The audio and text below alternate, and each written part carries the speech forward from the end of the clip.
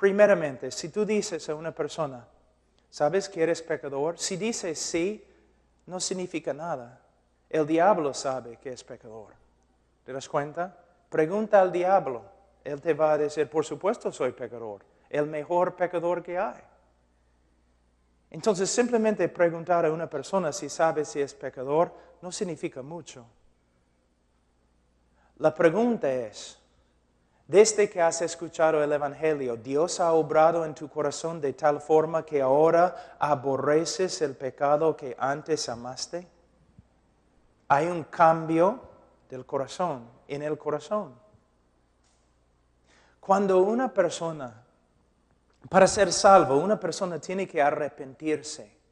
El arrepentimiento es más que simplemente reconocer pecado. El arrepentimiento involucra un cambio del corazón, un cambio creado por la obra del Espíritu Santo a través de la prédica del Evangelio. Si un hombre se ha arrepentido de verdad, vamos a ver un cambio en su estilo de vida, en su actitud hacia el pecado. Muchas veces personas me dicen, Pastor Pablo, tengo una nueva relación con Dios. Y yo siempre digo, bueno, ¿tienes una nueva relación con el pecado? Porque si tienes una nueva relación con Dios, vas a tener una nueva relación con el pecado. El pecado que antes amaste, ahora vas a aborrecer.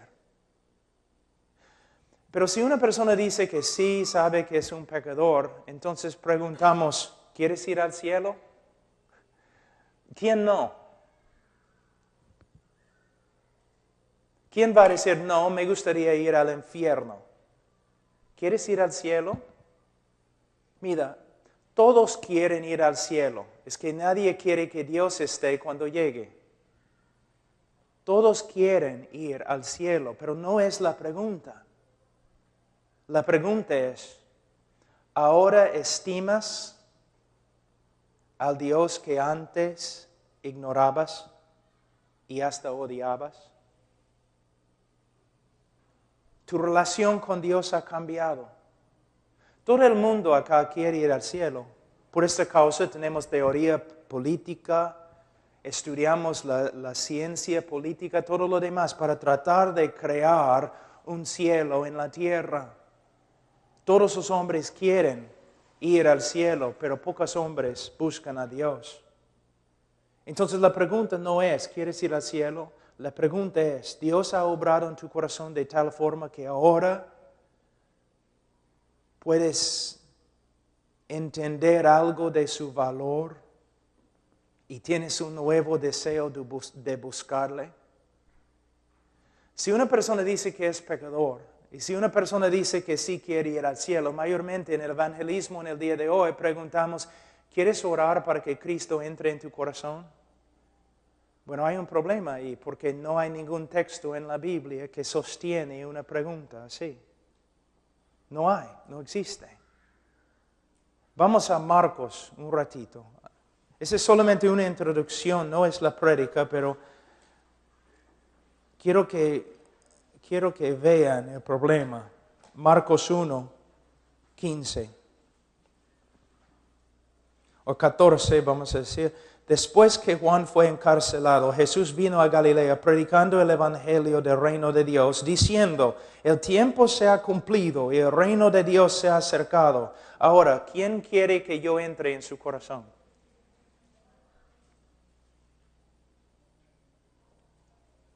No dice esto. ¿Qué dice? Arrepentíos y creed en el evangelio. En el día de Pentecostés, después de predicar, Pedro no dijo, ¿cuántos quieren recibir a Cristo? Levanten la mano. Si has levantado la mano, pasa adelante. A los que han pasado adelante, repiten conmigo esta oración. Lo siento, no se encuentra en las Escrituras. Es algo fabricado por los hombres. Es un método de evangelismo. Y por causa de este método de evangelismo, 65% de las personas en los Estados Unidos se creen cristianos. cuando mayormente los teólogos dirían que entre los que confiesan a Cristo, menos que 10% de verdad son cristianos. Es como una fábrica produciendo creyentes falsos. ¿Por qué? El evangelismo que practicas, ¿dónde aprendiste tu método? De otra persona que practicaba el mismo método, de otra persona, de otra persona, de otra persona, pero no de las Escrituras.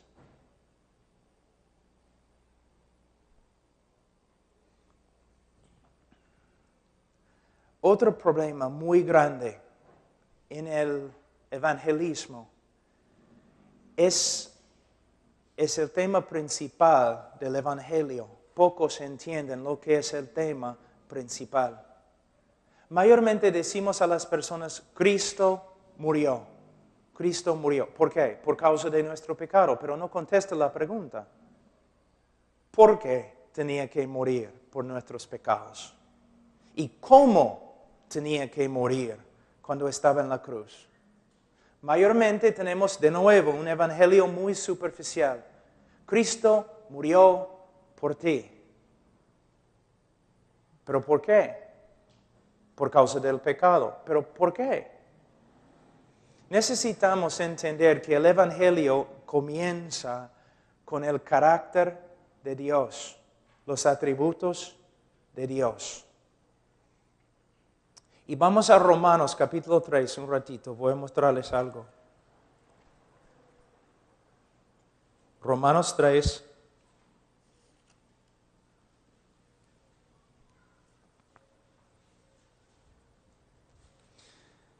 En versículo 25, hablando de la persona de Jesucristo, las Escrituras dicen, a quien Dios puso como propiciación por medio de la fe en su sangre para manifestar su justicia a causa de haber pasado por alto en su paciencia los pecados pasados, con la mira de manifestar en este tiempo su justicia a fin de que Él sea el justo y el que justifica al que es de la fe de Jesús.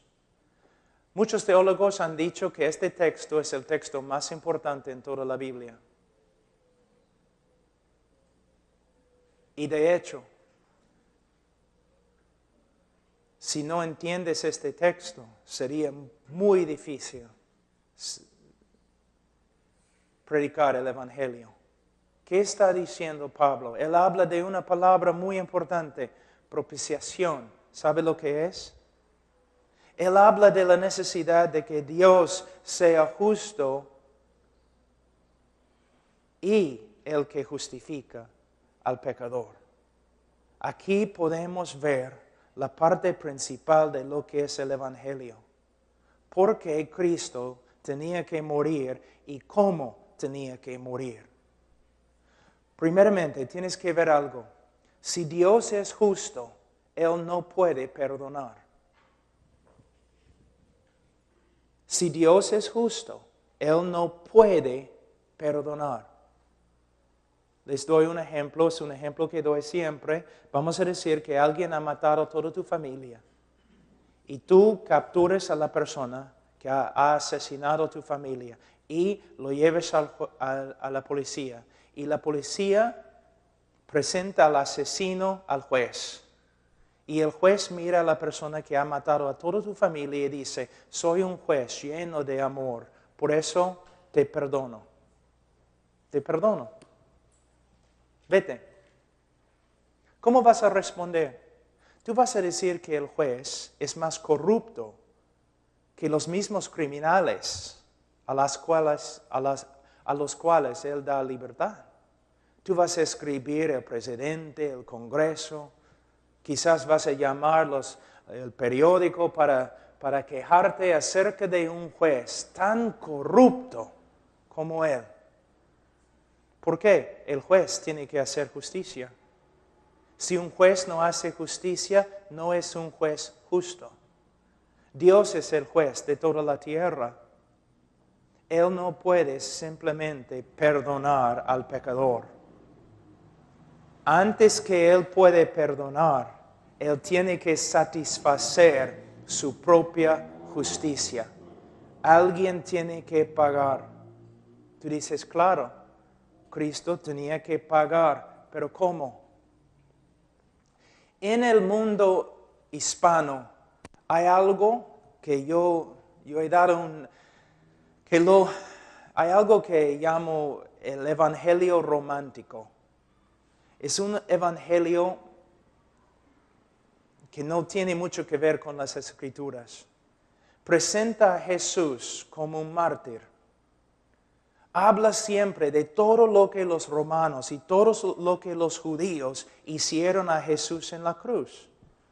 Habla tanto de estas cosas que uno tiene que pensar, bueno, entonces somos salvos por medio de lo que los hombres hicieron a Jesús. Somos salvos porque ellos lo clavaron a una cruz. Somos salvos porque le golpearon. Somos salvos porque traspasaron su corazón con una lanza. Entonces, por medio del sufrimiento de Jesús causado por los hombres, Dios nos justificó. Dios satisfizo la justicia por medio de lo que Jesucristo sufrió a las manos de los hombres. No. El sufrimiento causado por los hombres tiene mucho que ver con nuestra redención. Pero lo que tienes que ver es lo siguiente. Isaías 53:10. Isaías 53:10. ¿Qué dice?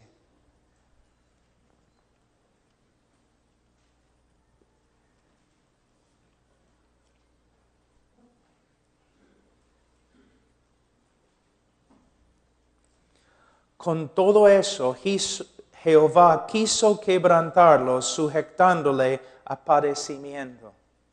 Cuando Jesucristo estaba en la cruz, Él llevó nuestro pecado.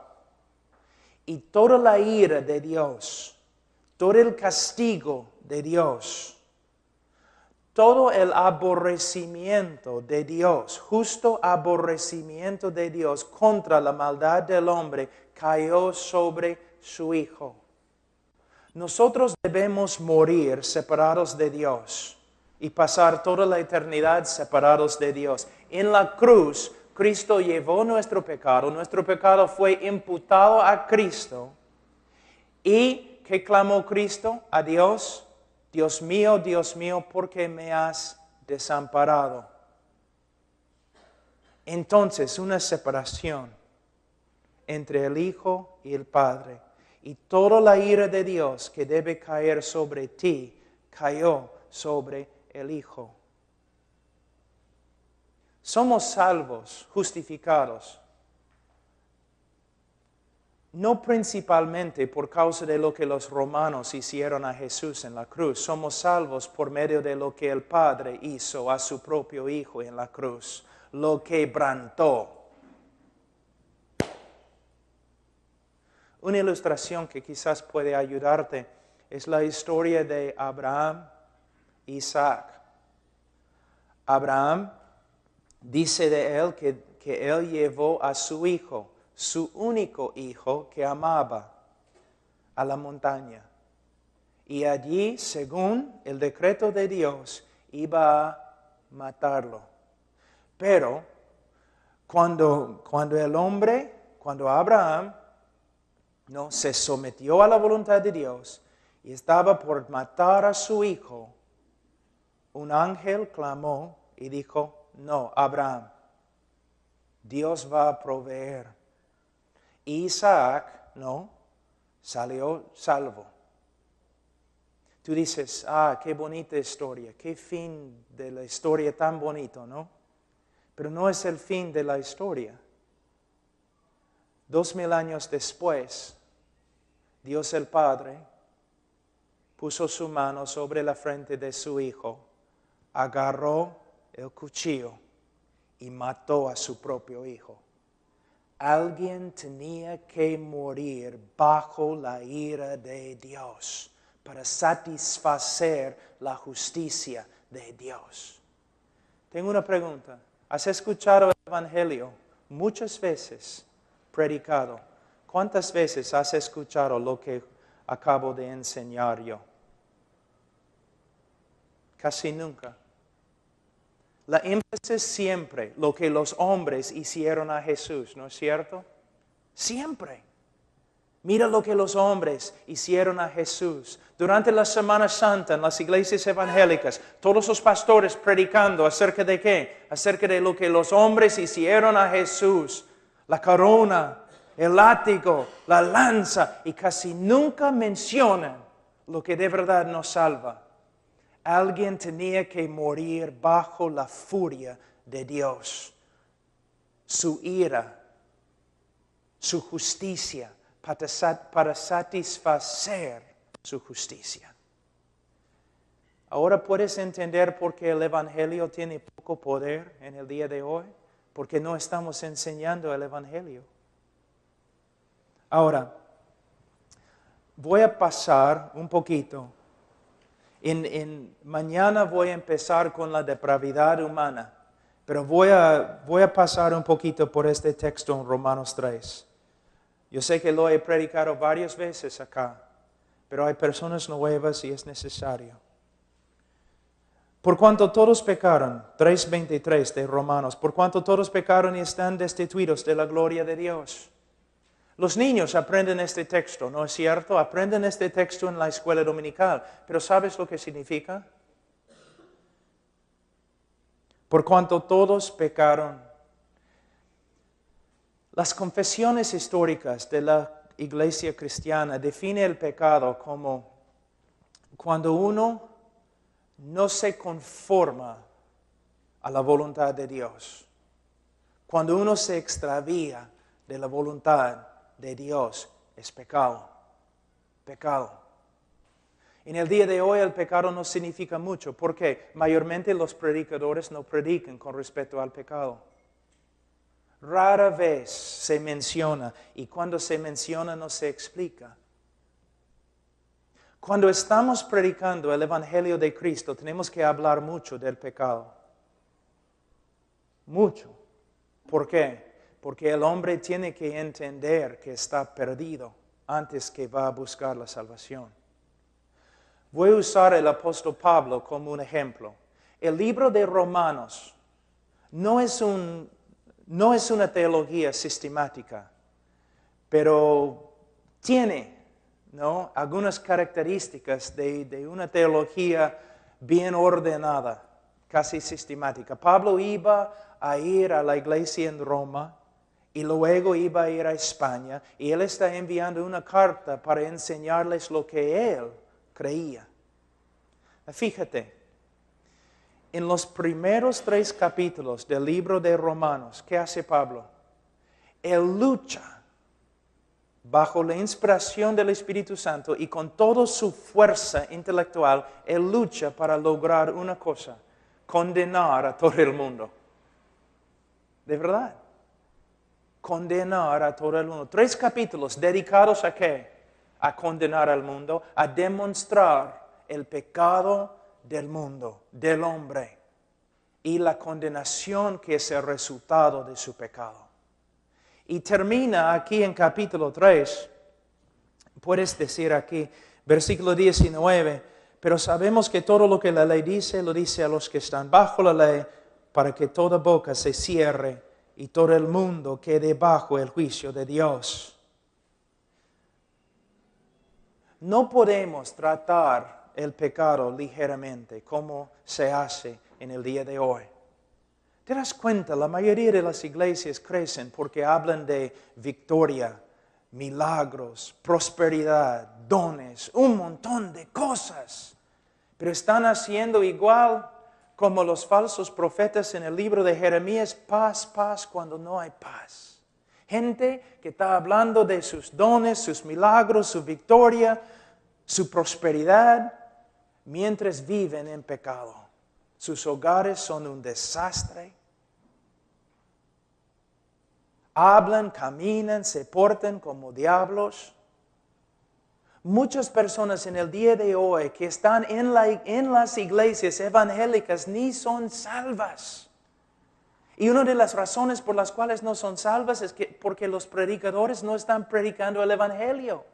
Tenemos que enfrentar al hombre con su pecado. No debemos ser hombres enojados, ni con espíritus críticos, ni nada así. Pero si amamos a los hombres, tenemos que hablarles de su pecado. Y tenemos que luchar, como el apóstol Pablo, para exponer su pecado, para manifestar su pecado, para que puedan ser sanos después. Mi mamá murió hace 2 años de cáncer, 1 año y medio. Yo recuerdo cuando fuimos al médico, era un buen médico, y él, yo podía ver cuando entraba en el cuarto, él estaba un poco preocupado y triste, y por fin se acercó a mi mamá y dijo, señora, usted tiene cáncer, y si no operamos ahora mismo, usted va a morir. Y aunque no hacemos todo lo posible, es todavía posible, probable que vas a morir. Ahora, fue muy difícil, ¿no? El médico tuvo que hacer algo muy difícil, enfrentar a mi mamá con su problema. Pero si no lo hubiera hecho, habría sido un médico inmoral. Inmoral. Si él dice, no, tengo miedo, no quiero hacerle daño, ella se va a ofender, no puedo decirle que tiene cáncer. Bueno, si no vas a decirle que tiene cáncer, no puedes salvarla. De la misma forma, mira, la vida cristiana en el día de hoy ha llegado a ser nada más que un circo. Las iglesias como un circo.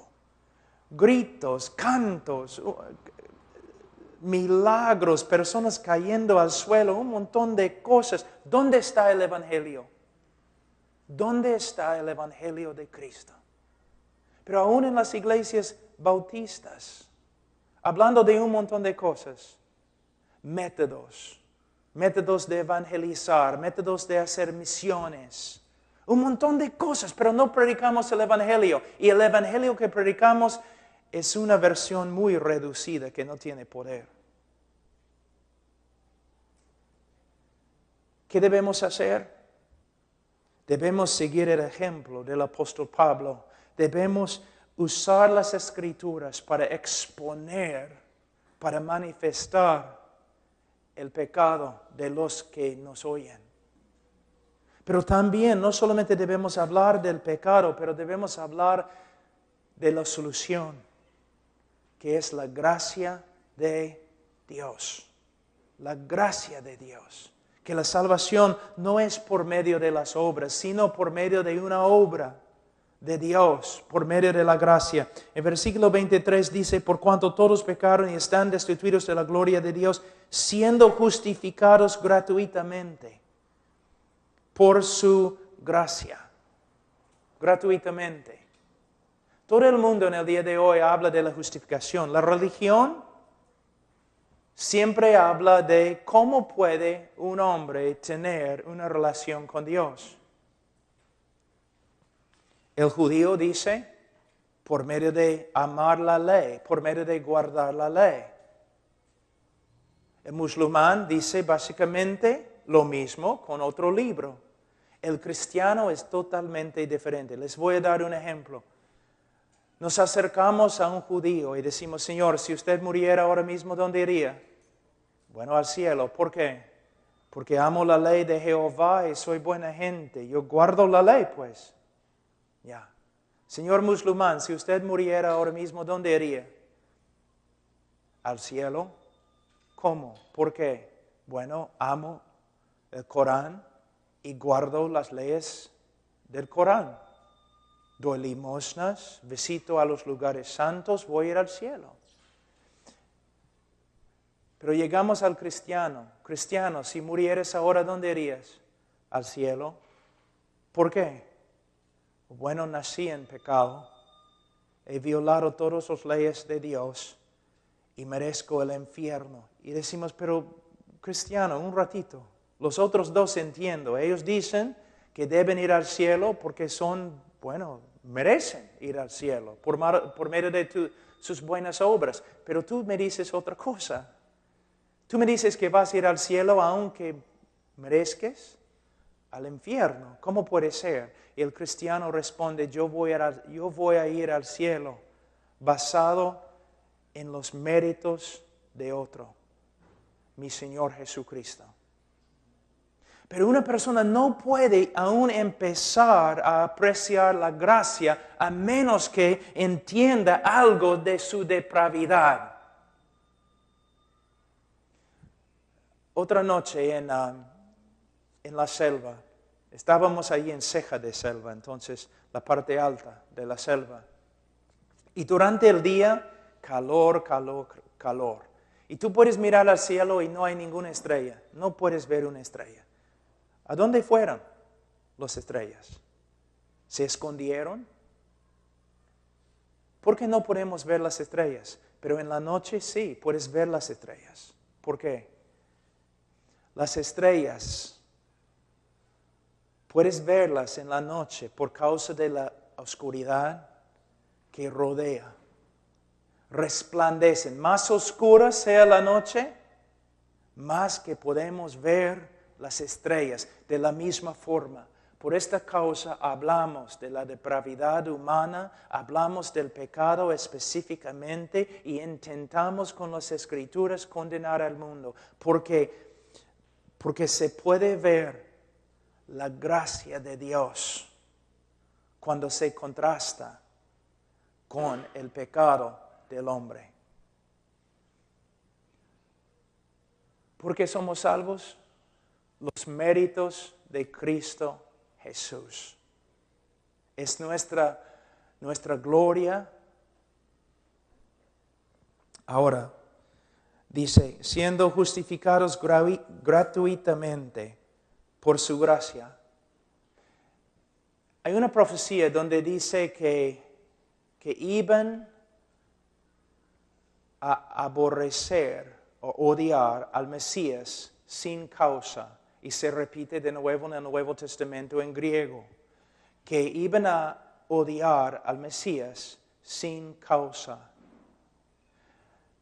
Nadie nunca tenía una razón de odiar a Jesús. Jesús nunca pecó contra nadie. Entonces, cuando lo odiaban sin causa. Es la misma palabra que se usa acá. La misma palabra. Siendo justificados sin causa. Nunca le hemos dado a Dios causa para que Él nos salve. Nunca. Sino al revés. Al revés. Pero Dios nos salvó, nos justificó sin causa, a pesar de lo que hemos hecho, por medio de los méritos de Jesucristo, quien murió en nuestro lugar. Ahora, dice aquí en versículo 25, a quien Dios puso como propiciación. ¿Sabe lo que es propiciación? Algunos dicen que es la palabra más importante en toda la Escritura. Propiciación. Se refiere a un sacrificio. Pero un sacrificio que satisface la justicia de Dios para que Él pueda perdonar al hombre sin ser injusto. Mira. Una vez yo escuché a un predicador que estaba diciendo lo siguiente. En vez de ser justo contigo, Dios demostró su amor. Suena bien, ¿no? Parece bien. Piensa en lo que él está diciendo. En vez de ser justo contigo, Dios demostró su amor. ¿Puedes ver el problema? Están diciendo que el amor de Dios es injusto. Dios pasó por alto la justicia para amarte. Dios no puede hacer eso. Dios es perfecto. Dios tiene que ser justo y su amor tiene que ser justo. Él tiene que hacer el justicia mientras ama. Y este es el problema y la razón por la cual necesitamos una propiciación.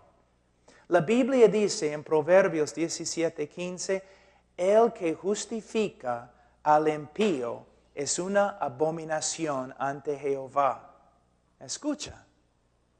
Hemos leído en Romanos que Dios nos justificó aunque éramos impíos. Pero la Biblia dice, el que justifica al impío es una abominación. Entonces, ¿quiere decir que Dios es una abominación porque Él nos justificó y éramos impíos? ¿Ves? Ahí es el problema más grande. Es el centro del Evangelio.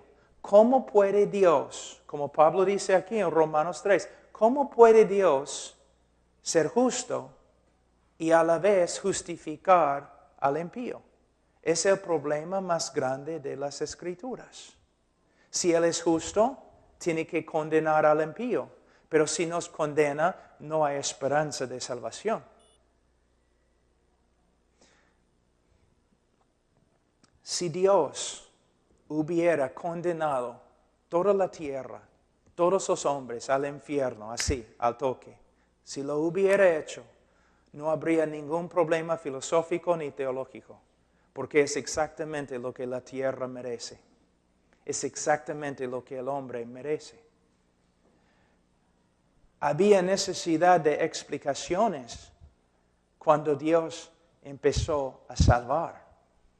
¿Cómo puede un Dios justo perdonar a los que deben morir?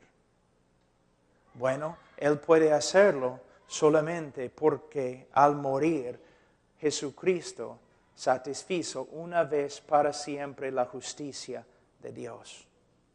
Algo que es muy importante y vamos a hablar un rato de esto. A veces yo escucho a los predicadores y los cantantes cantando y predicando cosas así, ¿no? Dios buscó por todo el cielo para encontrar a alguien, ¿no? Con la buena voluntad, dispuesto a morir por el hombre, pero no podía encontrar a nadie. Dios buscó por la tierra para encontrar una persona que podía morir por el hombre pecador, pero no podía encontrar a nadie. No había ningún ángel dispuesto, ningún hombre dispuesto, o ningún hombre perfecto para morir en el lugar del hombre. Entonces Él tuvo que enviar a su Hijo. No está bien, la teología está muy, muy mal. Un ángel perfecto no podría haber muerto por nuestros pecados. Y un hombre perfecto no podría haber muerto por nuestros pecados. El que murió en la cruz por nosotros tenía que ser hombre, porque el hombre ha pecado, el hombre tiene que morir. Pero el que murió en la cruz tenía que ser más que hombre, más que ángel. Él tenía que tener un valor infinito. Por eso Dios llegó a ser hombre. Y caminó sobre la tierra y vivió una vida perfecta. Y según el plan predestinado de Dios, Él fue clavado en una cruz. En la cruz, Él llevó el pecado de su pueblo y llegó a ser una maldición ante su propio Padre. Mira, Gálatas capítulo 3, un ratito.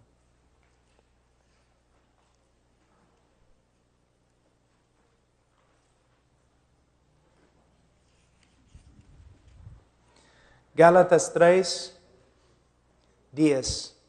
Porque todos los que dependen de las obras de la ley están bajo maldición, pues escrito está, maldito todo aquel que no permaneciere en todas las cosas escritas en el libro de la ley para hacerlas.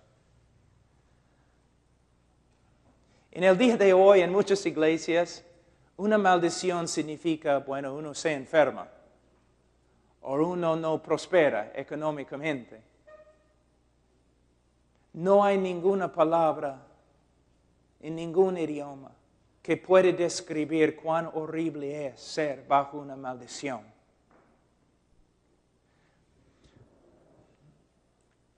El hecho de que un hombre está bajo una maldición significa que ante Dios y ante todos los seres santos del cielo, el hombre pecador es tan horrible, es tanta una abominación,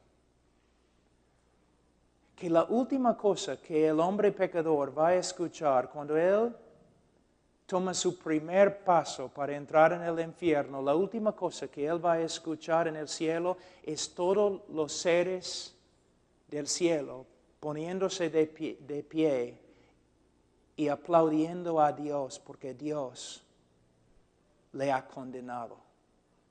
Así es el hombre. Así tan feo es el hombre. Así tan pecador es el hombre. Él merece la condenación eterna. ¿Te das cuenta? En el día de hoy tú no escuchas esas cosas nomás. No, el hombre tiene un gran valor y si no se salva todo el cielo va a llorar. No es lo que dice la Biblia. La Biblia dice que el hombre es un pecador depravado que merece el infierno. En el día de juicio, aún los hombres condenados van a pararse ante Dios y van a decir, el juez de toda la tierra ha hecho bien.